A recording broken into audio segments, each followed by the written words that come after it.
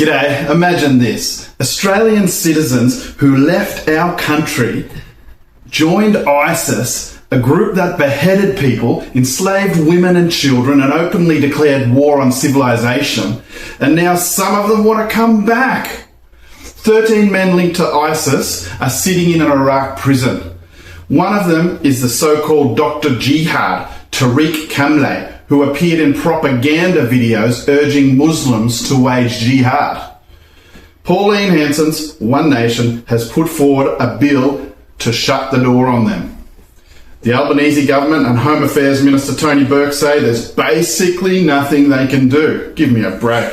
That claim is weak, dangerous, and it's an insult to the Australian people who expect their leaders to put the community safety first. These men weren't tourists. They chose to leave Australia, travel to a war zone, and fight for a terrorist organisation that hates everything our country stands for. Individual freedom, equality under law, secular democracy, and the right of people to live without fear of religious extremism. Their ideology is not a private opinion. It is a supremacist death cult that has inspired attacks around the world and here at home. Bringing people who voluntarily served that ideology back into Australian suburbs, schools and communities is not compassion. It is a direct risk to public safety and social cohesion. We've already seen the pattern under this government. Multiple so-called ISIS brides, who are just terrorists, and their children have returned. Some face serious charges. 2 women linked to ISIS have been released on bail into the community. Labor keeps saying it won't lift a finger to help the men in Iraq return. The same line they used about the ISIS brides while passports were issued and private facilitation occurred. One Nation Protecting Australians from Foreign Terrorist Fighters Bill 2026 is a serious attempt to close the gap. It would create a new foreign terrorist fighter exclusion order that the Home Affairs Minister could apply through the federal court. The court would have to find that the person voluntarily served, participated in, and materially supported a listed terrorist organisation like ISIS, that they pose an unacceptable risk to the Australian community, and that less restrictive measures cannot manage that risk. The bill would also stop the automatic issue of return permits while cases are before the court, strengthen powers to cancel or refuse passports, toughen bail laws for terrorism-related offences, make it a criminal offence with up to 10 years in prison to organise or facilitate an unauthorised return. Hanson's position is clear and absolute. People who choose to serve ISIS over Australia and who remain an unacceptable risk should not be allowed to return. Not with a permit, not under surveillance, not at all. Tony Burke's response?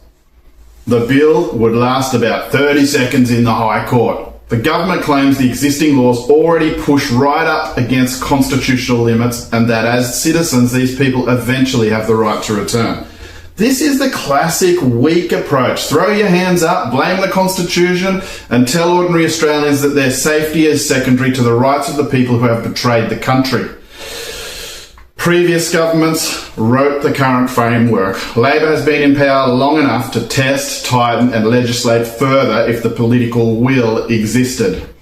Instead, we get statements of regret with the practical path, while the practical path home remains open. Community safety is not optional. Social cohesion is not automatic. When people who fought for a foreign enemy and seeks to destroy Western civilization are allowed back, it tells every other Australian that the rules are different from those who reject our values. It undermines trust. It creates unsustainable fear in the broader community. Understandable fear. And it sends a message to would-be extremists that the consequences of joining a terrorist army are temporary inconvenience rather than permanent exclusion. These fighters made a deliberate choice. They turned their backs on Australia and sided with an organisation that celebrated the murder of Westerners, the enslavement of women, and the destruction of any society that refuses to submit. Their ideology remains a clear and present danger. One Nation has a concrete bill on the table. The coalition has its own measures aimed at stopping third-party facilitation. Labor's answer so far has been constitutional fatalism, and we won't assist them. That is not leadership. Australians have every right to demand that their government exhaust every lawful option to keep people who fought our enemies from walking our streets. Community safety and social cohesion comes first. If the current laws are genuinely insufficient, the duty of Parliament is to strengthen them, not to shrug and say nothing can be done. Support the principle that those who choose a side of a terrorist caliphate against the Western civilization do not get an automatic ticket home. The safety of ordinary Australians depends on it. Thanks for watching. Share if you believe Australia should put its own people first. Catch you on the next one.